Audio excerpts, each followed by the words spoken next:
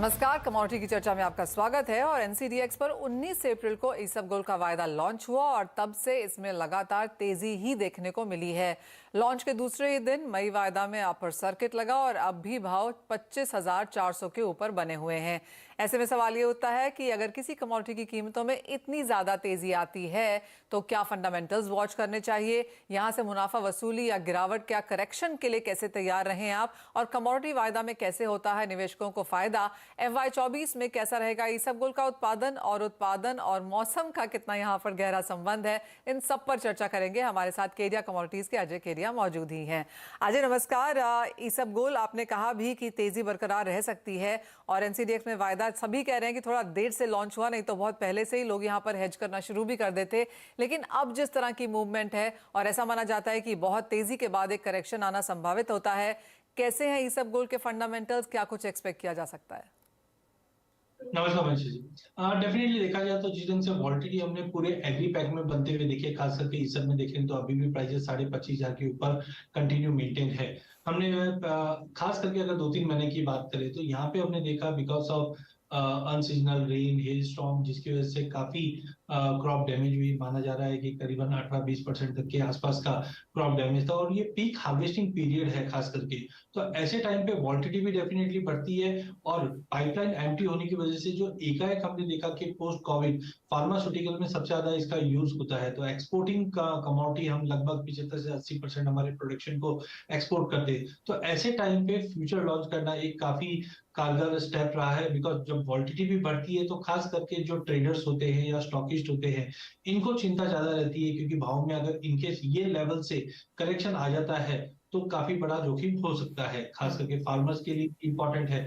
तो मुझे लगता है कि एक्सचेंज पे आने से एक हेजिंग अपॉर्चुनिटी बनती है और अभी भी आउटलुक जो है वो मंशी जी बहुत स्ट्रांग दिखाई दे रहा है। अराइवल्स अगर हम कंपेयर करें तो करीबन 21-22% का फॉल दिखा रहे हैं जनवरी के मुकाबले। अभी भी अगर हम देखें तो ये सारे फैक्टर्स ईसबगोल को और स्ट्रांगनेस देता है। मुझे लगता है आने वाले हफ्तों में 26,500 तक के भी लेवल इजीली दिखा सकता है। और क्या 26.5 पे फिर एक कैप बनता हुआ नजर आएगा, क्योंकि भाव 16 से 26 तक की बात अब आप यहां पर कर रहे हैं, तो ऑलरेडी काफी बढ़त देखने को मिली जा चुकी है। क्या गिरावट जो अराइवल्स में है, कमी जो फसल में है, वो भावों में फैक्टर इन हो चुका है? डेफिनेटली फैक्टर इन हम बोल सकते हैं टाइमिंग, बिकॉज प्राइजेस काफी ज्यादा लीप ले चुका है। बट ध्यान रखिए हमारा जो प्रोडक्शन और कैरी ओवर स्टॉक लगभग माना जाता है कि 1.5 से 2 लाख बैग के आसपास है और प्रोडक्शन में इस बार प्रोडक्शन अच्छा था, बट जो यील्ड में लॉसेस हुआ है जिसकी वजह से ये रैली बनी है। तो टाइमिंग टेक्निकली भी अगर हम देखें तो 26.5 पे जाकर मार्केट थोड़ा कंसोलिडेट करेगा, बट दैट डजंट मीन कि यहाँ से मार्केट कुछ बड़ा फॉल बैक लेगा। ओके। बिकॉज अभी हमारे पास 10-12 महीने अभी भी बाकी है नई क्रॉप के लिए और डिमांड कंटिन्यू मेंटेन है। तो मुझे लगता है एक बार जाके मार्केट कंसोलिडेट करके थोड़ा पुल बैक आ सकता है, बट जो तेजी बनी रहेगी वो पूरे साल भर कंटिन्यू मेंटेन रहेगी। तो सबसे बड़ा फंडामेंटल वही है कि आवक बाजार समझ चुकी है और अगले 10 महीने तक नई फसल आने वाली भी नहीं है, तो आपको पूरा साल इन्हीं नंबर्स के साथ चलाना है। तो जब जब मांग आती रहेगी भाव यहाँ पर बढ़ते भी रहेंगे। जिस तरह का पार्टिसिपेशन, जैसे आप कह रहे हैं कि यहाँ से और तेजी देखने को मिल सकती है यहाँ पे, तो किस तरह का पार्टिसिपेशन फिर आप एक्सपेक्ट करेंगे ऑन एक्सचेंज प्लेटफॉर्म? किन लोगों को यहाँ पर अब प्लेटफॉर्म का फायदा उठाना चाहिए और हेज करना चाहिए? क्या केस स्टडी देंगे आप? देखिए पूरे वीसीपीस की बात करें तो सबसे पहले होते हैं फार्मर्स, बिकॉज अभी हम देखेंगे जब वापस सोइंग का पीरियड आएगा तो फार्मर ऊंचे भाव को देखकर सोइंग करने की कोशिश करते हैं। बट होता है क्या, जब हार्वेस्टिंग का टाइम आता है, अच्छे प्रोडक्शन के बाद भाव में गिरावट आती है, तो फार्मर्स फ्यूचर पे भी हेज करके अपने प्रोडक्शन पे जा सकते हैं। लेकिन सबसे इंपॉर्टेंट होते हैं कॉर्पोरेट्स, बिकॉज इनको जब कोई भी पोजिशन बनाना है या प्रोक्योरमेंट करना है तो बहुत टाइम पे प्राइस फ्लक्चुएशन ज्यादा रहता है। तो एक्सचेंज पे सबसे बड़ा प्लस पॉइंट ये है कि आप अपना वर्किंग कैपिटल बचा सकते हैं। बिकॉज बहुत बार होता है जब फिजिकल में बाय करते हैं तो 100% एडवांस पेमेंट देना पड़ता है, जबकि एक्सचेंज के ऊपर खाली मात्रा आपको मार्जिन देना है। तो करीबन मैं अगर 12-15% का भी मार्जिन पकड़ के चलता हूं तो 12-15% के अंदर आप अपनी पोजीशन बना सकते हैं। एंड वेनेवर जब आप फिजिकल मार्केट से बाय करोगे तो फ्यूचर पे ऑफलोड कर सकते हैं। इस ढंग से आप अपनी बाइंग पोजीशन एक्सचेंज के थ्रू बना सकते हैं। एंड लास्ट अगर हम स्टॉकिस्ट की बात करें, जब हमारे पास स्टॉक पड़ा रहता है तो हमको सबसे बड़ी चिंता लगी रहती है कल को भाव में अगर गिरावट आ जाती है तो मेरे स्टॉक की वैल्यूएशन कम हो जाएगी। तो ऐसे टाइम पे आप एक्सचेंज के प्लेटफॉर्म का यूज करके जो भी आपके पास माल पड़ा है वो एक्सचेंज पे वर्चुअली आप बेच सकते हैं, ताकि अगर भाव में गिरावट आता है तो एटलीस्ट जो फिजिकल में वैल्यूएशन लॉस हुआ है वो फ्यूचर्स के अंदर आपको गेन मिल सकता है एंड सेट ऑफ करके आप अपनी पोजीशंस बनाकर हेज रह सकते हैं।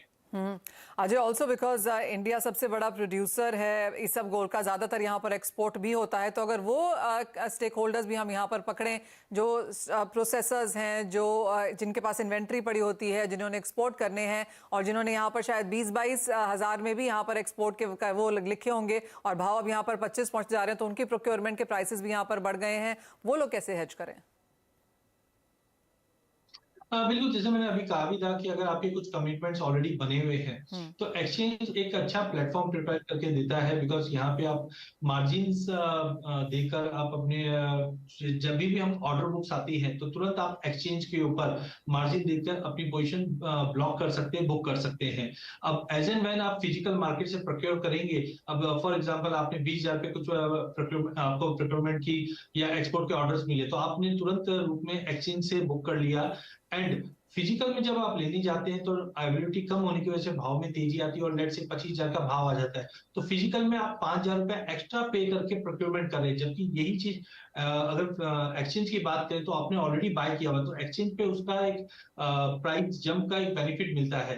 तो फ्यूचर फिजिकल मार्केट में आप 5,000 रुपए एक्स्ट्रा देके बाय कर रहे हैं, बट फ्यूचर मार्केट में वही 5,000 रुपए आपको बेनिफिट मिल रहा है, तो बैलेंस शीट आपका ऑफसेट हो जाता है, आपका प्रोक्योरमेंट प्राइस जो है वो 20,000 पे ही ब्लॉक हो जाता है। तो इस ढंग से आप अपने कमिटमेंट जो एक्सपोर्ट्स के लिए है या फ्यूचर बाइंग के लिए है वो आप एक्सचेंज के द्वारा करके चल सकते हैं।